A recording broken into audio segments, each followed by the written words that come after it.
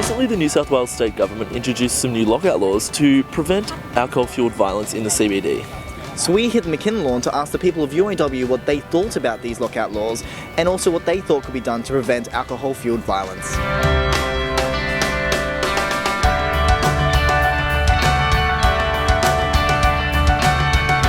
Hard issue to resolve, even for the government. It's a cultural problem, and it's a cultural problem in relation to how we perceive drink and how we perceive that we should act while we're drinking. Probably through educating people. Education's got to be the first thing. Focus on educating people that it's not a good idea to go out and hurt people. I think there needs to be a real education going back to the family home. I think it should start at a young age for sure, because people already get patterns set in from a young age. Just like how we've been able to educate people, I guess, on racism, how that's been slowly made unacceptable in society.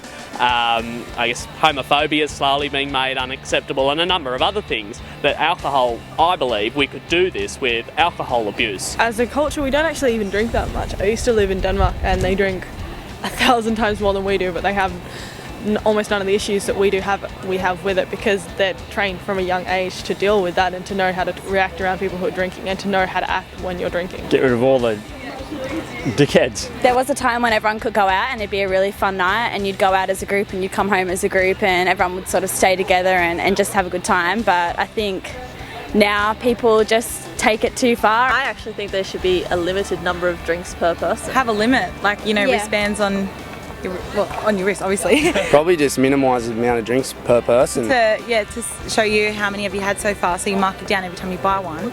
And then there's always a limit, so once you reach that limit, then you can't have any more. Alcohol-fueled violence is probably because people pre-drink so much before they go out. The actual amount you drink in a club is not much. Making drinks cheaper so people don't feel the need to pre-drink, and then, maybe they wouldn't go outside the club at 3 a.m. and start fights with people. I do agree with an increased police presence on what we call high volume nights. Yeah, I would say especially on the street, more police around. Maybe more bouncers outside a club. Also, I think that the new rules having, lockouts. I don't think the club lockouts are going to do too much. I think they'll reduce it just by proximity, but I don't think it will help the overall problem. To end the violence, I don't really think so. I'm pretty sure they trialled it down in Victoria.